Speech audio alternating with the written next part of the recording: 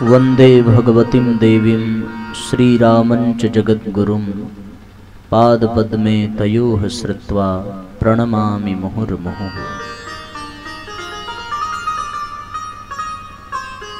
परम पूज्य गुरुदेव एवं स्नेह सलिला परम वंदनीय माता जी के सूक्ष्म संरक्षण में आत्म कल्याण एवं लोक कल्याण की भावना से आयोजित गायत्री परिवार के सभी समर्पित कार्यकर्ताओं द्वारा 3 दिवसीय पावन प्रज्ञा पुराण कथा एवं गायत्री यज्ञ के इस आध्यात्मिक अनुष्ठान में व्यास मंच के समक्ष उपस्थित शक्ति स्वरूपा माताओं, श्रद्धामयी बहनों, देवतुल्य आत्मीय बंधुओं और समस्त क्षेत्रवासियों, सम्मानित परिजनों, विज्ञान के माध्यम से आज के इस आध्यात्मिक संदेश का श्रवण लाभ प्राप्त करने वाले और इस कार्यक्रम का प्रसारण हमारे YouTube चैनल पर देखने वाले सभी सत्संग प्रेमी भाई बहन, आप सबके हृदय में विराजमान परमपिता परमेश्वर को बारंबार प्रणाम निवेदित करते हुए आइए हम सभी आज की भूमिका में प्रवेश करें। जैसा कि हम सब जानते हैं, आज का ये सत्र पहला सत्र है और किसी कार्य का जब शुभारंभ किया जाता है तो प्रारंभ में बड़ी परीक्षाएं होती हैं, तैयारियां कुछ अधूरी रह जाती हैं, कुछ काम देर से होते हैं। सो उस कारण से आज का सत्र भी थोड़ा विलंब से प्रारंभ हो रहा है और यहाँ का तापमान और यहाँ का मौसम तो हमारे लिए ही बड़ा कष्टदायक रहा, क्योंकि इसके पहले हम लोग जहाँ कार्यक्रम में थे मध्य प्रदेश में, तो वहाँ इतनी गर्मी तो नहीं थी और दोपहर में जब हम यहाँ आए, गाड़ी से बाहर निकले तो सच में ऐसा लग रहा था कि झुलस जाएंगे। फिर मेरे मन में ये आया कि अमूमन कथाओं का समय अपने गायत्री परिवार में शाम 5 बजे से 8 बजे का होता है, तो मैं सोच में पड़ गया कि भाई इतनी तपन में सब लोग बैठेंगे कैसे। फिर ये हुआ कि नहीं, 7 साढ़े 7 बजे शुरू करेंगे। तो हम अपने भी मन मस्तिष्क को मनाने लगे कि भाई अन्य स्थानों पर जब कार्यक्रम विश्राम की ओर होता है उस समय यहाँ शुरू करना है। 8 बजे से पहले भोजन की आदत है, तो अपने मन को मजबूत करके आए हैं कि अगर भूख लगेगी तो भैया संभाल के रखना, 10 बजे के बाद ही भोजन मिलेगा आज। पर एक विशेष बात आपसे मैं कहूं कि माता जी का जब हमारे पास फोन आया और कार्यक्रम की उन्होंने जानकारी दी और उनका आदेश, ऐसा मुझे स्मरण नहीं आया जैसे मैं कभी इनसे मिला हूं और कभी देखा है। हाँ, मिर्जापुर जिले में संभवतः पिछले वर्ष 4-5 कार्यक्रमों की एक श्रृंखला 24 कुंडी यज्ञों की चली थी, तो इतना अनुमान लगाया कि उन्हीं किसी कार्यक्रम में आपसे कहीं भेंट हुई होगी, पर मैं यहाँ आने तक नहीं समझ पाया था कि मेरी बात किससे हो रही है और किसने हमें बुलाया है। पर एक बात है कि जितनी भी बार फोन पर बातचीत हुई, ऐसा लगा कि कोई अपना है जो बुला रहा है और हर पल ये लग रहा था जैसे ही फोन आपका आता या मैं किसी जानकारी के लिए मिला लेता या हमारी टीम से यहाँ पर फ़ोन किया जाता व्यवस्था संबंधी जानकारी के लिए, तो मन में बड़ा ये एक उमंग थी। ऐसा लग रहा था कि जैसे कोई अपने घर की अभिभावक हो, कोई दादी हो, कोई नानी हो और छोटी छोटी बातों के लिए इतना मिठास से भर कर के बात करती थी कि मन बड़ा गदगद हो जाता था। मैं रास्ते में पिताजी को भी बता रहा था कि जहाँ हम लोग जा रहे हैं वहाँ एक माता जी मिलेंगी और उनकी ऐसी ऐसी बातें हैं, बड़ा रोमांचित करती हैं और बड़ा मन करता है बात करने का। और फिर जब हम आए तो हमें पता ही नहीं कि माता जी हैं कौन। तो मैं किसी से पूछ रहा था कि ये वही वाली माता जी हैं जिन्होंने यहाँ बुलाया है। तो बहन जी ने जानकारी दी कि हाँ हाँ। तो फिर कितना सुंदर स्वागत किया उन्होंने, लोग कैसे कैसे स्वागत करते हैं, आइए आइए। पर उनका पहला वाक्य जो मेरे लिए था वो तो सराखों पर एक ही वाक्य उन्होंने कहा कि भैया मन करता है कि आपको देखते ही रहें। इतना स्नेह, इतनी ममता एक माँ के भीतर ही तो हो सकती है। फिर तो अंदर से ये आवाज आई कि आप देखिए चाहे मत देखिए, पर हमारा भी मन कर रहा है कि हम आपको सुनते रहें। पर हमारी व्यवस्था ये है कि सुनाना हमें है और सुनना उनको है, पर अच्छा हमें लगता है उनको सुनना। और अब एक और बात कह के फिर मैं थोड़ा कथा में बढ़ूंगा। जब हम लोग यहाँ से दोपहर में जाने लगे तो कितने भोलेपन के साथ उन्होंने कहा कि हम भी चलें क्या। हालांकि हम लोग रुके उनके घर में ही हैं। मन में एक अजीब सी गुदगुदी हुई, ऐसा लगा कि हाँ चलती तो कम से कम थोड़ी देर समय साथ में तो बीतता।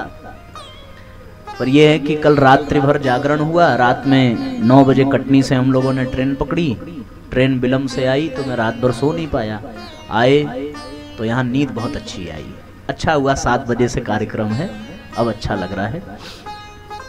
बोलिए गायत्री माता की जय। मुझे बहुत अच्छे से थोड़ा स्मरण नहीं है, पर ऐसा लगता है कि लॉकडाउन के पहले मैं इस क्षेत्र में आया था। है किस गांव में आए थे? कोई कोटेदार साहब थे, उन्हीं के यहाँ ना? हाँ ठीक है। तो वहां से भी कोई आए हैं क्या? तरी तो ये देखो। तो मैं थोड़ा सा बहुत जब 2018 में हमने कार्यक्रम की शुरुआत की थी तो संभवतः 19 या 20 की वो कथा है। जब ये रास्ते से हम यहाँ से जब सोनभद्र वाले मोड़ पे जब मुड़े हैं ना, और फिर वो मोड़ देखा है उस गांव का, तो हमको लगा कि ये कहीं देखा हुआ है। फिर बड़ा याद आ गया। तो चलिए अच्छा है, वहाँ से एक जुड़ाव है और वहाँ के लोगों को थोड़ा संदेश भी दीजिएगा, मिल जाए। मुझे याद है वो कथा बहुत तपती गर्मी में थी, वो वाली में, और उसमें भी खूब लू और आंधियाँ चली थी। पर वो हमारे लिए इसलिए अविस्मरणीय है कि उस कथा के दीप यज्ञ में जिनके घर आयोजन था, उनके घर के कुछ बच्चे और गांव के भी कुछ बच्चों ने नशा छोड़ने का संकल्प लिया था। और एक बड़ा आयोजन, हाँ वो मुझे याद आता है। और हमने उसमें दीप यज्ञ में एक क्रम किया था कि उनकी बहनों ने अपने भाइयों को राखी बांधी थी। और फिर हमने भाइयों से कहा था कि भाई अगर बहनों को राखी बांधने पर कोई उपहार देना है तो आप एक उपहार दीजिए, और उपहार ये हो कि आप अपनी बहनों को ये संकल्प करके दे दीजिए कि आप लोग अपने जीवन में कभी नशा नहीं करेंगे। क्योंकि बहनों का मायका तो माता पिता से होता है, पर माता पिता के चले जाने के बाद भाई से ही तो होता है। अब भाई शराब पीने वाला हो, भाई सिगरेट पीने वाला हो, भाई गुटखा खाने वाला हो, तो किसी बहन का मायका ही उजड़ जाएगा। तो उस कार्यक्रम में 3-4 लोगों ने संकल्प लिया था, और पता नहीं छोड़ पाए कि नहीं छोड़ पाए, पर मैं आज भी प्रार्थना करता हूँ कि भगवान उनको नशे से बचाएं और उनके परिवार को।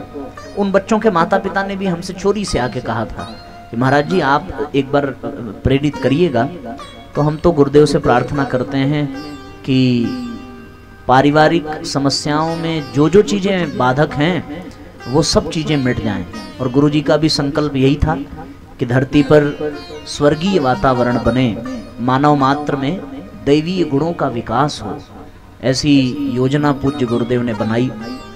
हम लोग अपने आप को नहीं बदल पाते हैं, अपने परिवार को नहीं बदल पाते हैं, पर गुरुजी ने किसी एक व्यक्ति को नहीं, एक परिवार को नहीं, एक गांव को नहीं, केवल एक राष्ट्र को नहीं, बल्कि उन्होंने पूरी दुनिया को, पूरे युग को बदलने की बात की। और जब गुरुजी ने दुनिया को बदलने की बात की तो वो लिखते हैं कि मैं सारी दुनिया को बदलने की बात करता हूं तो अपनी तपस्या के बल पर नहीं करता, अपने रिद्धियों सिद्धियों की बल पर ये बात मैं नहीं करता। मैं दुनिया को बदलने की बात करता हूँ तो केवल और केवल अपने आध्यात्मिक विचारों के बल पर। मेरे जो आध्यात्मिक विचार हैं ये ऋषि प्रणीत आध्यात्मिक विचार हैं। इन विचारों का सृजन हिमालय की तलहटी में बैठ करके, गंगा की गोद में बैठ करके ऋषियों मुनियों की तपस्या से निकल करके आया है। और ऐसे आध्यात्मिक विचारों को जो अपने जीवन में उतारता चला जाएगा वो निश्चित रूप से बदलता चला जाएगा। और जिस परिवार में वो रहेगा उस परिवार में परिवर्तन आएगा। वो परिवार जिस गांव में होगा उस गांव में परिवर्तन आएगा। इस तरीके से फिर गांव से शहर, शहर से जिला, जिले से राज्य, राज्य से राष्ट्र, और एक दिन ये दुनिया बदलेगी। ये संकल्पना है तो कितनी कठिन। ऐसा लगता है जैसे किसी पागलपन की हद हो ये। ऐसा लगता है कि किसी की कपोल कल्पना हो कि ये दुनिया बदलेगी। पर साथियों, जिन शर्तों पर दुनिया के बदलने की संकल्पना की जा रही है वो शर्त का नींव, वो शर्त का आधार इतना मजबूत है कि वास्तव में उस पर अमल किया जाए तो दुनिया बदल जाएगी। और वो आधार है क्या? अपने विचारों को बदल देना।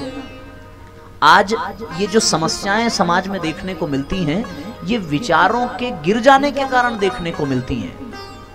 ऐसा प्रतीत होता है अगर लोगों के विचारों के स्तर को ऊंचा उठा दिया जाए, ऐसे विचार जिसमें स्वार्थ न हो, ऐसे विचार जिसमें लोभ न हो, ऐसे विचार जिसमें अहंकार न हो, उन विचारों को यदि हटा दिया जाए और मस्तिष्क में ऐसे विचार आ जाएं जिसमें परमार्थ की भावना हो, जिसमें सेवा की भावना हो, जिसमें प्रेम और सम्मान देने की भावना हो। अब इस तरह के जब विचार आ जाएं तो फिर व्यक्ति बुरा नहीं बन सकता, वो अच्छा ही बनता चला जाता है। अब आप कल्पना करके देखिए, अपनी बहन, अपनी माँ के लिए हमारे मन में कितना पवित्र विचार होता है ना? उनके प्रति कभी कोई ऐसा वासनात्मक विचार आ सकता है क्या? कभी नहीं आ सकता, कैसी भी परिस्थितियों नहीं आ सकता। लेकिन दूसरे की माँ हो या दूसरे की पत्नी हो या दूसरे की बहन हो, तो अगर उसके लिए भी उतना ही पवित्र विचार हमारे भीतर बना रहे तो फिर अश्लीलता तो समाप्त हो जाएगी इस समाज से। ये केवल विचारों का ही तो खेल है। जैसे हमें अपनी बहन लगती है वैसे दूसरे की लगने लगे तो फिर अश्लीलता का स्थान कहाँ रह जाएगा हमारे देश में। इस भाव के साथ अगर कोई जिए तो अब आप बताइए, कोई फूहड़ गाने कोई लिख पाएगा? नहीं लिख पाएगा। कोई अश्लील भजन, कोई अश्लील गीत गा पाएगा? नहीं गा पाएगा। कोई गंदे तरीके से नाच करके दिखा पाएगा? नहीं दिखा पाएगा। ये केवल और केवल इसलिए बदल जाएगा क्योंकि विचार बदल गया। भाई वो अश्लील गाने किसी ने तो लिखे होंगे, उसके दिमाग में तो खुराफात भरा होगा ना। उसने किसी स्त्री के प्रति कुदृष्टि का भाव रखा होगा और उसकी कल्पना करके कितने देर तक उस ख्याल में रह करके उसने लिखा होगा। गाने वाले ने उसका समर्थन किया होगा और सुनने वाले उसका मजा ले रहे हैं। तो दोष किसका हुआ? केवल लिखने वाले का। दोष किसका हुआ? केवल गाने वाले का। दोष किसका हुआ? सबसे ज्यादा दोष हुआ सुनने वाले का। और सुनने वाले का दोष इसलिए ज्यादा हुआ क्योंकि उनकी संख्या ज्यादा है और वो सुन इसलिए रहे हैं क्योंकि उनको लग रहा है कि यही विचार अच्छा है। और फिर रास्ते में चलते हुए किसी बहन को देख करके उन्हीं गानों को दोहराना। अब समाज का सत्यानाश हुआ कि नहीं हुआ? विचार अगर अब इसी का उल्टा कर दीजिए ना, आज ऐसे अश्लील गाने सुनने को मिलते हैं भोजपुरी में या हिंदी सिनेमा में, पर आप इसी को बदल करके देख दीजिए। इसी सिनेमा में, इसी फिल्म में ऐसे ऐसे भी गाने आए, ऐसे ऐसे भी भजन आए जिसको सुनने के पश्चात अंदर से व्यक्ति झकझोर उठता है। फिल्मी गानों में भी बड़ी ताकत होती है। इंसान को दिशा देने का काम करता है ये संगीत। और संगीत का हम लोगों ने सत्यानाश कर दिया। जो संगीत मनुष्य के चिंतन को पतन की ओर ले जाए, जो संगीत मनुष्य के विचारों को विनाश की ओर ले जाए, वो संगीत अभिशाप है।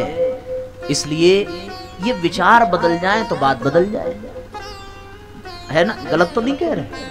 दूसरा, एक कुछ लोगों का ये विचार है कि जब हम अपने बेटे की शादी करेंगे तो बेटा हमारा डॉक्टर बन गया, वकील बन गया, तो भाई उस स्तर की कन्या चाहिए।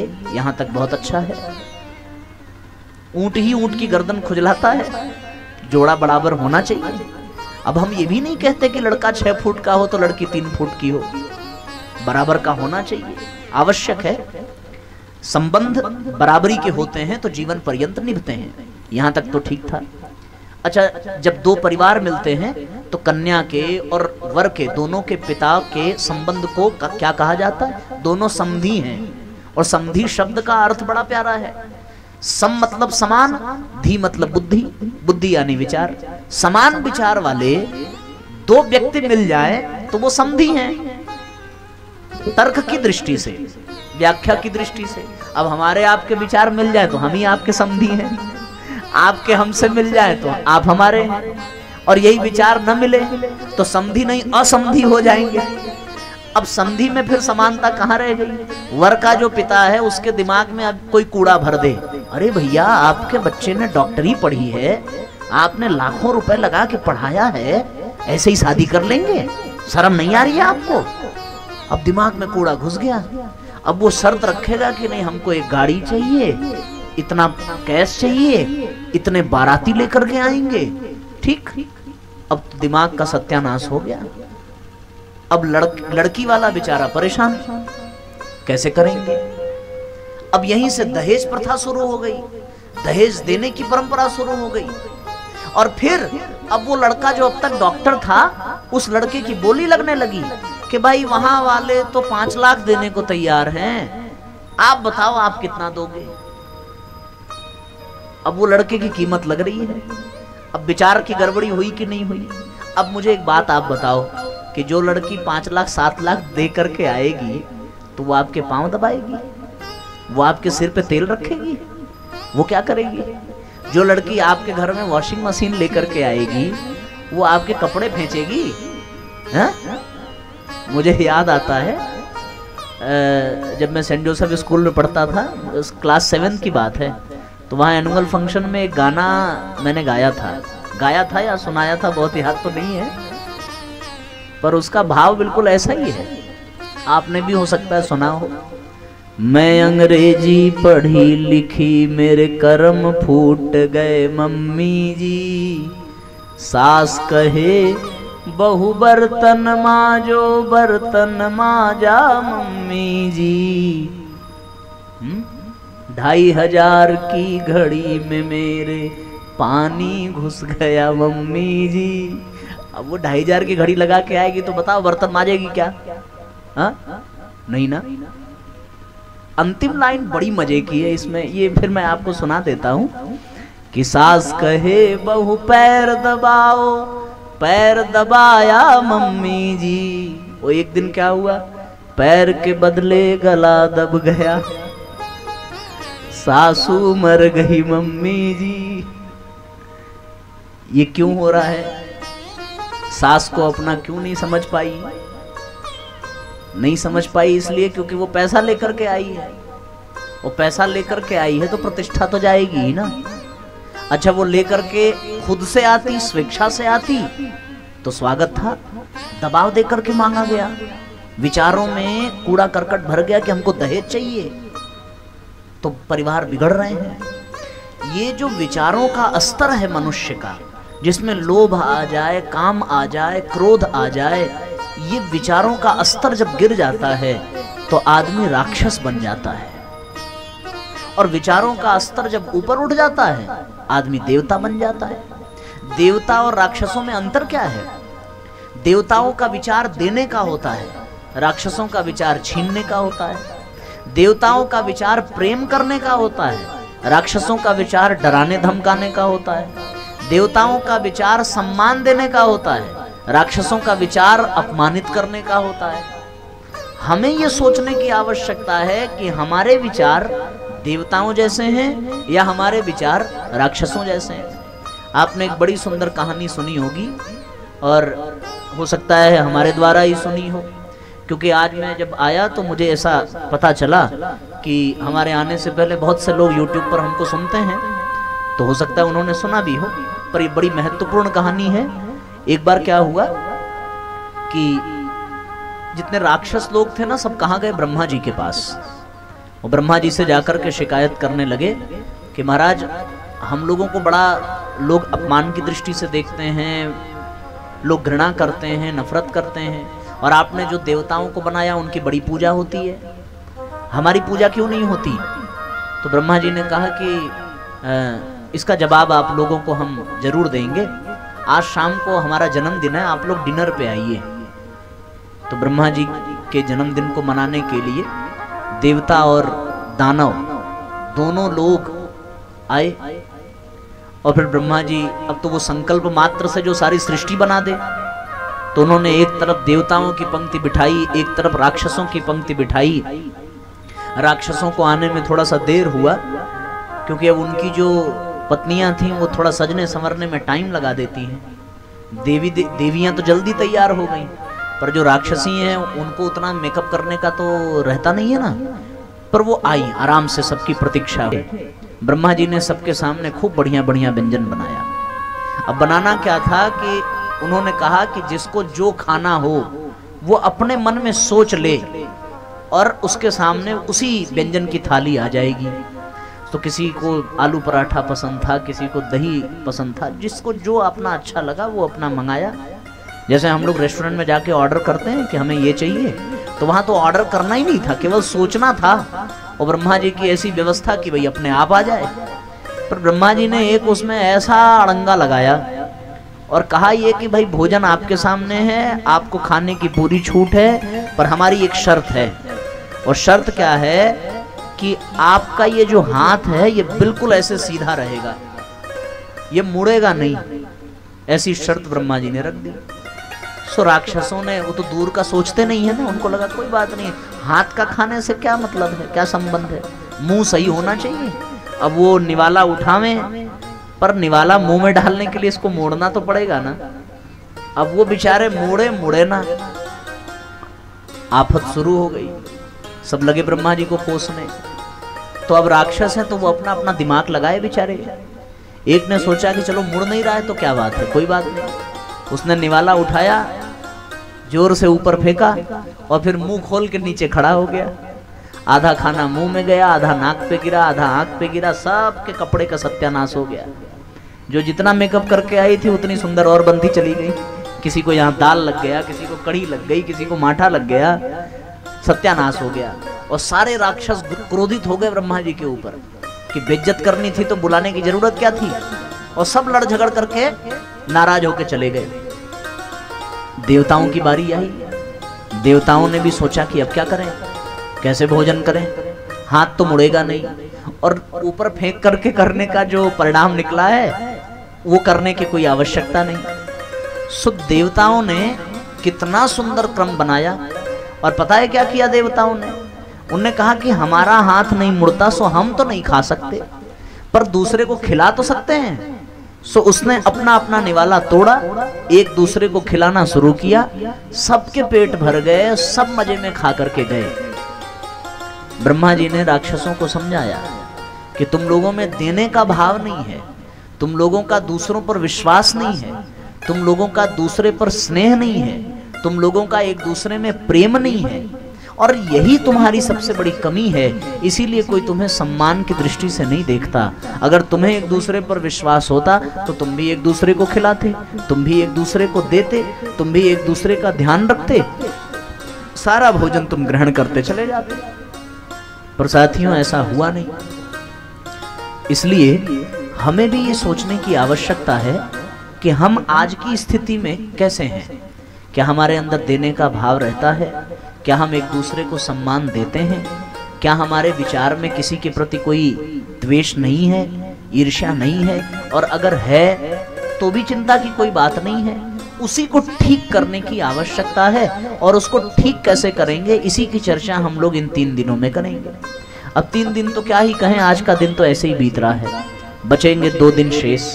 तो उसमें प्रयास ये होगा कि जितना अधिक से अधिक पूज्य गुरुदेव का विचार और चिंतन आप तक पहुंचाया जा सके उतना हम प्रयत्न करेंगे। पर साथियों, हम लोगों को इतना तो समझ लेने की आवश्यकता है कि हमें अपने आप को दैवीय गुणों से भरने की आवश्यकता है। हम अपने विचारों को अधिक से अधिक शुद्ध बनाते चलें, क्योंकि अचिंत चिंतन के कारण मनुष्य अपना सर्वनाश कर लेता है। और जिसका चिंतन अच्छा होता है वो कभी भी गलत मार्ग पर नहीं जाता। सारा खेल मनुष्य के विचारों का है। जिसके विचार जैसे होते हैं उसका जीवन बिल्कुल वैसा बनता चला जाता है। हमारे जैसे विचार होंगे हम भी वैसे बनते चले जाएंगे। कोई व्यक्ति अगर अच्छा है तो वो इसलिए नहीं अच्छा है क्योंकि उसको कोई सौभाग्य का दरवाजा मिल गया, कोई चमत्कार हो गया। वो अच्छा इसलिए है क्योंकि उसने अपने विचारों को अच्छा बना करके रखा। और कोई व्यक्ति यदि बुरा हुआ तो इसका ये मतलब नहीं कि उसको किसी ने रिश्वत दी हो बुरा होने के लिए। वो इसलिए बुरा हुआ क्योंकि उसके अपने विचार बुरे हैं। रावण इसलिए नहीं बुरा है कि वो राक्षस है। रावण इसलिए बुरा है क्योंकि रावण के विचार गंदे हैं। और राम इसलिए नहीं अच्छे हैं कि राम भगवान हैं, बल्कि राम इसलिए भगवान बने क्योंकि उनके विचार अच्छे हैं। राम दूसरे की पत्नी को प्रेम, स्नेह, सम्मान और देवी के भाव से देखते हैं, पर रावण दूसरे की पत्नी को हरण करता है, उसका भाव बड़ा गंदा है। राम अपनी संपत्ति को कभी भी लेने के पक्ष में नहीं है।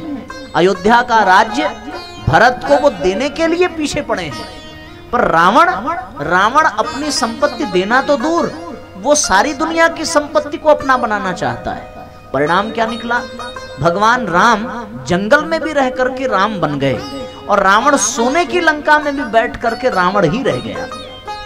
भगवान राम कभी किसी को अपमानित नहीं करते, पर रावण ने कभी किसी का सम्मान नहीं किया।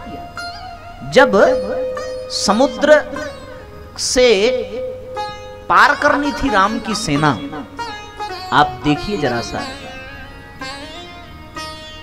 तो लक्ष्मण जी ने कहा कि भैया आपके लिए कौन सा कठिन काम है ये, आप धनुष लीजिए, बाण उठाइए, सागर अपने आप रास्ता देगा। पर अपना भाई जो सुझाव राम को दे रहा है, राम ने अपने भाई की भी सुनी। और फिर शत्रु का भाई विभीषण भी वही है। विभीषण क्या कहता है कि प्रभु धनुष बाण उठाने की कोई आवश्यकता नहीं है, आप अगर समुद्र देव से प्रार्थना करेंगे तो वो आपकी पुकार सुनेंगे, आप उनसे प्रार्थना करिए। भगवान ने किसकी सुनी? अपने भाई की बात नहीं सुनी, शत्रु के भाई की बात सुनी।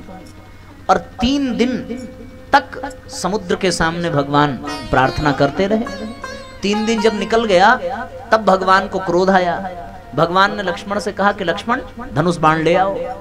अब लक्ष्मण इतराने लगे, यही काम हम पहले कह रहे थे तो समझ में नहीं आया, अपने भाई की बात अच्छी नहीं लगी, और ये कल का आया शत्रु का भाई, इसकी बात इतनी अच्छी लगी। आखिर 3 दिन बर्बाद हुआ ना, अब तक हम लोग लंका में होते भैया।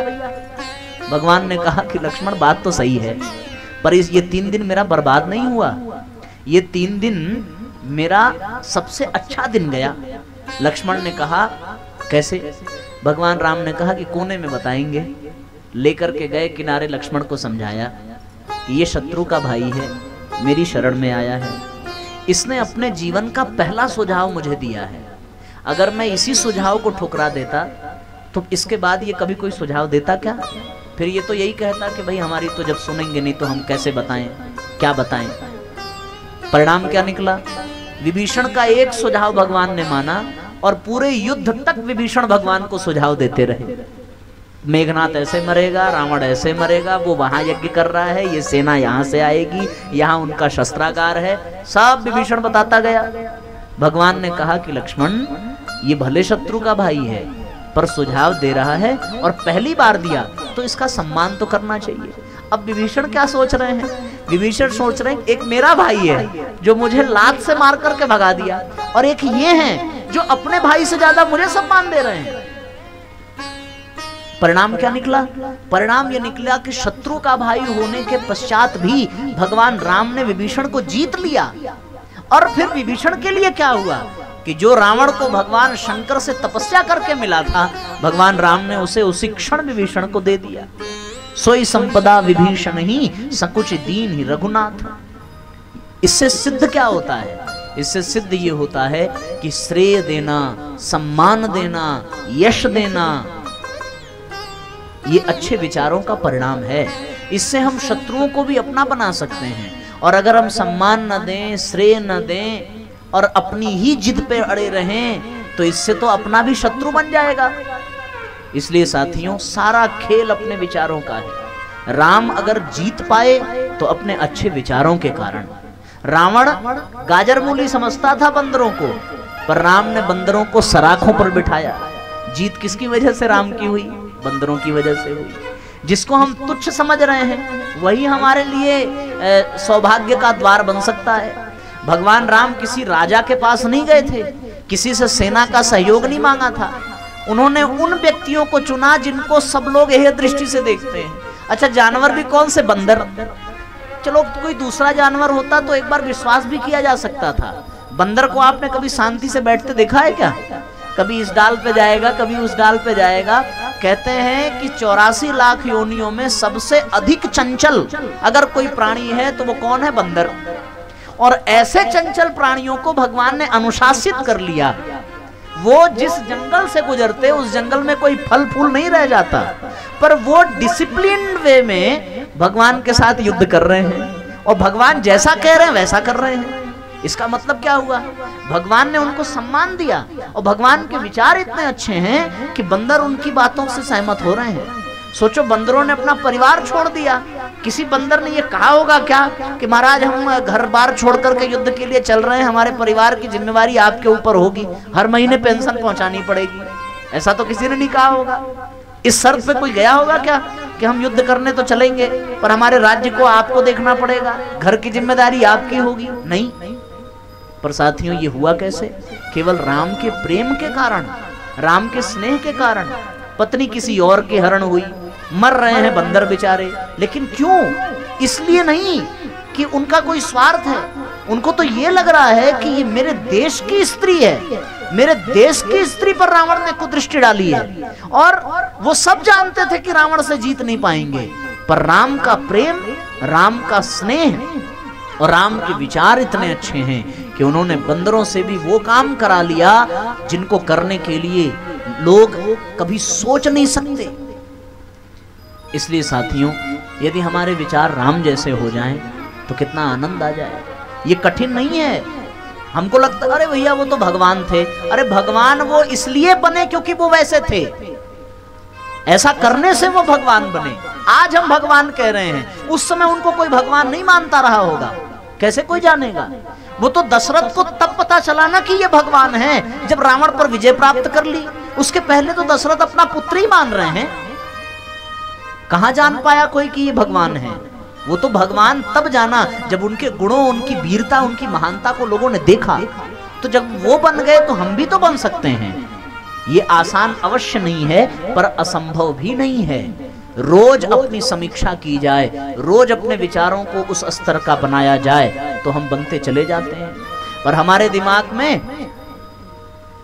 राम के सिद्धांत नहीं आते, राम के आदर्श नहीं आते।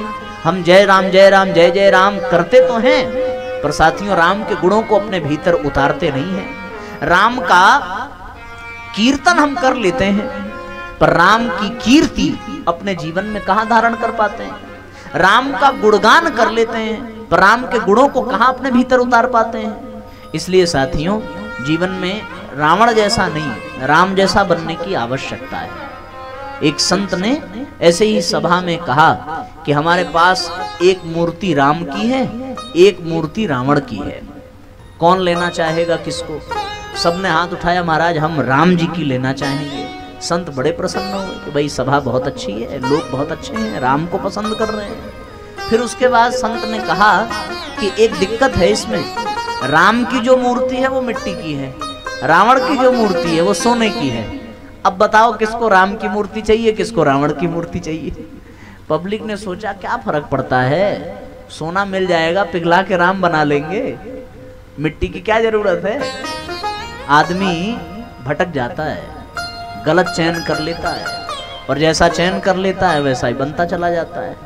इसलिए हमें क्या चयन करना है ये हमें जानने की आवश्यकता है, समझने की आवश्यकता है। कौन से विचारों को स्वीकार करना है, कौन से विचारों को नहीं करना है, ये सब हम गहराई से समझेंगे, जानेंगे तो साथियों बात बन जाएगी। और इसी उद्देश्य से इस प्रकार के सत्संग के, यज्ञ के, आध्यात्मिक अनुष्ठान के आयोजन किए जाते हैं। इसी उद्देश्य से ऐसा कर लेने वाला व्यक्ति निस्संदेह अगर अपने जीवन में उसको गहराई से धारण करे तो उसको बड़ा लाभ मिलेगा। इसके लिए कुछ करने की आवश्यकता है साथियों। करने की आवश्यकता क्या है? हम लोग जो करते हैं उसमें थोड़ा परिवर्तन करने की आवश्यकता है। और करते क्या है पहले ये जान लीजिए। हम यहाँ पर आए, आकर के बैठे, बैठ करके हमने ध्यान से सुना भी, ठीक है ना। उसके बाद हम उठे, उठ करके चले गए और जो सुना था वो सब कहाँ चला गया पता ही नहीं चला। घर पहुंचे सब भूल गया। पूछेंगे, अब आप घर जाओगे तो आपसे पूछेंगे कि भाई कैसा था, तो आप बताएंगे कि टेंट बढ़िया लगा था, मंच ऐसा था, पर वहाँ ये व्यवस्था नहीं थी, वो व्यवस्था नहीं थी, जो आए थे वो छड़ी लेके चल रहे थे, वो ऐसे थे, वो वैसे थे। दुनिया भर की बातों पर ध्यान चला जाएगा। पर आपसे अगर ये कह दिया जाए कि जो 1 घंटे सुन करके आए वो पूरा सुना दो, तो आप सुना पाएंगे? नहीं सुना पाएंगे। क्यों नहीं सुना पाएंगे? क्योंकि वो सुना तो था, कान में गया तो था, पर हृदय तक पहुंचा नहीं। इसलिए हृदय तक नहीं पहुंचा क्योंकि हमने पहुंचाया नहीं। तो अब करना क्या पड़ेगा? अब करना ये पड़ेगा कि आपने पूरी बात तो सुन ली, तो आपसे प्रार्थना ये होगी कि जब आप बिस्तर पे सोने जाएंगे तो सोने से पहले नेत्र बंद करके आज जितनी बातें यहाँ सुनी हैं आपने कथा में, शुरू से लेकर के अंत तक उन बातों को याद करने की कोशिश करिएगा। तो आपको 80% बातें एकदम याद आ जाएंगी कि कहाँ से शुरू हुआ था, उसके बाद कौन सी कहानी सुनाई थी, उसके बाद विचारों के बारे में क्या बताया था, राम और रावण के बारे में क्या बताया था, ठीक है ना।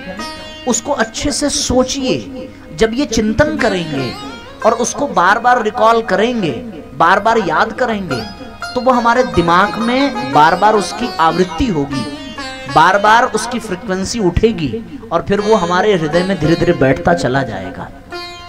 कोई हंसने वाली कहानी होती है तो तुरंत कैसे याद आ जाती है, और वो बहुत दिनों तक क्यों याद रहती है? इसलिए रहती है क्योंकि आज सुना, बाद में सोचा और अगले दिन किसी को सुनाया, 2-3 दिन बाद फिर सुनाया, फिर उसके बाद किसी को सुनाया। बार बार सुनाने से वो हमारे भीतर बिल्कुल याद हो जाता है। तो आज हम जो सुन रहे हैं, आपका जो सबसे अच्छा दोस्त हो, जिससे आप दुनिया भर की शिकायत कर सकते हो और ये विश्वास हो कि ये किसी से कहता नहीं होगा, क्योंकि आपको लगता है कि वो आपका बहुत खास है, पर उसका भी तो कोई खास होगा, उसका जो खास है उसका भी कोई खास होगा। तो साथियों, बात तो ऐसे ही फैलती चली जाती है। तो आपको लगे कि जो आपका बहुत खास है और आप जिससे बहुत अच्छे से बात करते हो, वो चाहे आपके माता पिता हो, चाहे दोस्त हो, चाहे भाई हो, चाहे कोई भी हो, आप उसको बिठा करके यहाँ जितना सुना है आप सब उसको सुनाना कि भैया हमारे यहाँ कथा हो रही थी, हमने पूरी बात सुनी है और उसमें से इतनी याद है, मैं तुझे सुनाता हूँ अथवा सुनाती हूँ। तो आप जब उसको सुना देंगे तो उसको समझ में आवे या ना आवे, पर आपको जरूर आ जाएगा। उसको याद हो या ना हो, पर आपको कभी नहीं भूलेगा। और जब जब जीवन के किसी भी मोड़ पर कोई बात आएगी तो आपको कथा में मिले हुए सूत्र अवश्य याद आएंगे और फिर वो सूत्र आपको निस्संदेह बहुत काम करेंगे। इसलिए साथियों, अब आवश्यकता यही है कि हम जो सुने उसको भीतर धारण करने की कोशिश करें। फिर जब आपने अच्छे से चिंतन कर लिया तो अब इसका दूसरा कदम ये होगा कि अब जो बताया गया है क्या वो हमारे जीवन में है? क्या हमारे विचार राम जैसे हैं या हमारे विचार रावण जैसे हैं, हमारे विचार सीता जैसे हैं या हमारे विचार शूर्पणखा जैसे हैं? तो अब अपना मूल्यांकन करना, अपने आप को जानने का प्रयत्न करना, और अगर लगे कि नहीं ये चीज हमारे अंदर गलत है तो उसको छोड़ने का संकल्प लेना और जो अच्छा है उसको और अपने भीतर बढ़ाते जाना। बस इतने से बात बनती चली जाती है और फिर हमारे जीवन में परिवर्तन का शुभारंभ हो जाता है। इसको और अच्छे से हम लोग समझेंगे, जानेंगे और कैसे इसको अपने भीतर विकसित किया जा सकता है। पूज्य गुरुदेव ने कौन से सिद्धांत दिए हैं और उन सिद्धांत के आधार पर हम अपने विचारों को, अपने व्यक्तित्व को, अपने जीवन को कैसे बदल सकते हैं। ऐसा नहीं है कि आप सब लोग बुरे ही हैं, बुरे होते तो फिर कथा में आते ही क्यों। पर ये अवसर मिला है और अच्छा बनने का, ये अवसर मिला है और अपने आप को बेहतर बनाने का। आज हम जहाँ हैं इससे 2 कदम आगे बढ़ने का, ताकि हम और अच्छे हो जाएं, और सुंदर हो जाएं, और हमारा व्यक्तित्व निखर जाए। अब जिनको ये कथा नहीं मिल रही है उनसे ये अपेक्षा नहीं है कि उनके विचार अच्छे होंगे या बुरे होंगे, पर जो यहाँ आकर के बैठ गए उनसे तो ये अपेक्षा अवश्य करनी पड़ेगी कि ये इन्होंने सुना है तो ये अपने भीतर इन विचारों को अपने भीतर ले आएंगे। ठीक है ना। ये थोड़ी सी चर्चा हम लोगों ने की है। अब एक भूमिका बन गई है, एक पीठिका तैयार हो गई है। इसी आधार पर कल सवेरे यज्ञ में भी हम लोग एकत्रित होंगे और शाम को कथा का भी क्रम रहेगा। आपके जितने भी संपर्क में लोग हैं आप उनको प्रार्थना करिए, उनसे निवेदन करिए कि वो भी आपके साथ आएं। आप जिस तरीके से ला सकते हैं उस तरीके से ले आइए। जिसको पैसे का लोभ हो उसको पैसा दे करके ले आइए, जिसको सम्मान का लोभ हो उसको सम्मान दे करके ले आइए, जिसको माला पहनने की इच्छा हो उसको माला पहनाने का आश्वासन दे करके ले आइए, जो आपके दबाव में हो उसको दबाव पूर्वक ले आइए, जो आपसे प्रेम करता हो उसको प्रेम से ले आइए, जो आपसे डरता हो उसको डांट के ले आइए, जो आपसे नाराज होता हो उसको नाराज करके ले आइए, और जो आए ना उसको उठा करके ले आइए। इसलिए ले आइए क्योंकि अगर वो आ गया और उसके जीवन में कोई विचार अच्छे से बैठ गए तो वो आपको जीवन भर धन्यवाद करेगा कि अगर ये कथा में न ले जाता या न ले जाती तो ये सुनने को न मिलता और ये इसका लाभ हमको न मिलता। इसलिए साथियों, जीवन में कब कौन सी बात किसको कहाँ असर कर जाए और किस बात से किसको कौन सा लाभ मिल जाए ये कहा नहीं जा सकता। इतना तो तय है ना कि यहाँ आकर के सुनेंगे तो अच्छा ही सुनने को मिलेगा, बुरा नहीं मिलेगा। तो जब अच्छी की ही बाकी जगह आप जाएंगे तो अच्छा और बुरा दोनों की संभावना है, और आदमी बुराई की ओर तेजी से भागता है। पानी को कितना भी ऊपर फेंकें वो गिरेगा तो नीचे ही ना, तो मन बुराई की ओर ही भागता है। पर यहाँ आकर के जब हम बैठेंगे तो यहाँ बुरे विचारों की संभावना ही नहीं है, अच्छे विचारों की ही संभावना है। तो जहाँ अच्छाई की ही संभावना है वहाँ हम उसका लाभ लें, दूसरों को लाभ दें। अब आइए इसी विषय के साथ हम लोग विश्राम करेंगे और प्रज्ञा पुराण की आरती करके फिर प्रसाद लेकर के यहाँ से प्रस्थान करेंगे। जो आदेश किया था कि हम लोगों को 10 बजे तक चलना है, और फिर आप लोगों की मन स्थिति देखकर भी हम थोड़ा सा चिंतित हैं, क्योंकि अगर एक लोगों को भोजन बनाना था तो ऐसे कितने लोग होंगे आप लोगों में जिनको भोजन अभी बनाना होगा। तो आप बनाइए, खाइए, खिलाइए। और कल जो है वैसे समय प्रतिदिन 6 बजे का रखा गया है ना, 6 बजे अगर आप आते हैं तो हम पक्का 9 बजे आपको छोड़ देंगे। हाँ, ये हमारा वचन है। अगर आप 6 बजे नहीं आते हैं तो फिर हम क्या करेंगे, फिर तो हमारी गारंटी नहीं है। वैसे हम लोग यहाँ बिल्कुल 6 बजे आ जाएंगे। आपसे भी निवेदन है आप भी आ जाइएगा, और ताकि 8:30, 9, 9:15 तक आप अपने घर चले जाएं। और मैं आपको बता दूं, आटा वाटा गूंथ के आना, सब्जी काट के आना, हो सके तो बना के आना, ताकि घर जाना केवल रोटी सेकनी रहे और सब्जी गर्म करनी रहे। और जिन लोगों को जल्दी खाना हो उनको यहीं ले आना। यहीं फंसे रहेंगे तो तुरंत खाना मांगेंगे नहीं, जाएंगे उसके बाद ही मांगेंगे। भले 2 दिन कहें कि हमको लेट हुआ, तुमको नहीं जाना है, 2 दिन थोड़ा झेल लेना, डांट सुननी हो सुन लेना, पर ये अवसर आपको दोबारा कब मिलेगा भगवान जाने। ठीक है ना। तो आइए अब हम लोग अपने स्थान पर खड़े हो जाएं, भावपूर्वक आरती करें और आरती करके प्रसाद लेकर के प्रस्थान करें। यज्ञ का समय सवेरे कितने बजे का है? सवेरे 7 बजे हम लोग यहाँ पर आ जाएंगे। 7, 7:30 बजे यज्ञ का क्रम प्रारंभ हो जाएगा, ताकि 10, 10:30 तक खत्म हो जाए, क्योंकि धूप बहुत तगड़ी हो रही है। ये क्रम रहेगा। सब गायत्री मंत्र साथ साथ बोलें, आरती प्रज्वलित कर लीजिए और आरती साथ साथ करें। यहाँ सामने आ जाए, प्रज्ञा पुराण की आरती करेंगे। ओम भूर्भुवः स्वः तत्सवितुर्वरेण्यं भर्गो देवस्य धीमहि धियो यो नः प्रचोदयात्। आरती श्री प्रज्ञा पुराण की, दृष्टा के दिव्य ज्ञान की। आरती श्री प्रज्ञा पुराण की, युग दृष्टा के दिव्य ज्ञान की। जन पीड़ा से हो संवेदित, विदित थे देवरसि विकल उद्वेलित युग जिस पीड़ा से है पीड़ित श्री विष्णु समक्ष निवेदित पीड़ा युग के विकल प्राण की आरती श्री प्रज्ञा पुराण की युग दृष्टा के दिव्य ज्ञान की दीन दयालु दुखी जन जन है त्रयतापों से तापित मन है दूषित हुआ मनुज चिंतन है विकृत होता जन जीवन है युक्ति बताए आप त्राण की आरती श्री प्रज्ञा पुराण की युग दृष्टा के दिव्य ज्ञान की तो श्रद्धा से युक्त पढ़े जो जीवन में आचरण करे जो दुश्चिंतन से सहज लड़े वो प्रज्ञा के सोपान चढ़े वो यह विधि है प्रज्ञावधान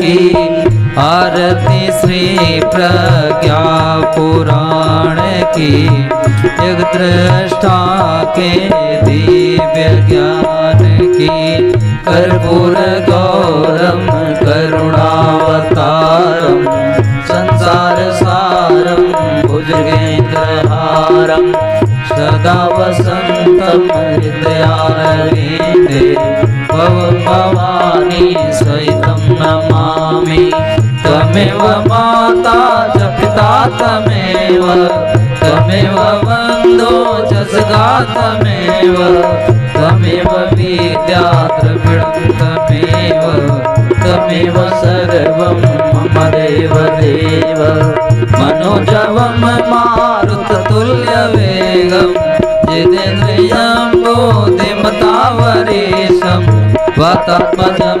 वानरयूथमुख्यं श्रीरामदूतं शरणं प्रपदे श्रीरामदूतं शरणं प्रपदे। आचमन कर लें। ओम भूर्भुवः स्वः तत्सवितुर्वरेण्यं भर्गो देवस्य धीमहि धियो यो नः प्रचोदयात्। सब लोग बैठ जाइए, हम लोग शांति पाठ करेंगे, पर उससे पहले एक निवेदन हमारा ये होगा, जो भी यहाँ समिति है, जो व्यवस्था देख रहे हैं, उनसे प्रार्थना है कि साउंड सिस्टम में थोड़ा सा और सुधार अगर हो जाएगा तो बड़ी कृपा होगी, हम लोगों को थोड़ी सुविधा मिल जाएगी। ऐसे तो भैया का मशीन वगैरह सब अच्छा है, पर थोड़ा बॉक्स अगर बदल जाए तो आप तो बेहतर जानते होंगे, और अगर कल से अच्छा हो जाए तो अच्छा हो जाएगा हम लोगों के लिए थोड़ा, और कार्यक्रम अच्छे से और होगा। आइए शांति पाठ करते हैं। ओम देव शांतिरंतरिक्षं शांतिः पृथ्वी शांतिरापः शांतिरोषधयः शांतिः वनस्पतयः शांतिर्विश्वे देवा शांति ब्रह्म शांति सर्वगं शांति शांतिरेव शांति सामा शांतिरेधि। ओम शांतिः शांतिः शांतिः सर्वारिष्ट सुशांतिर्भवतु।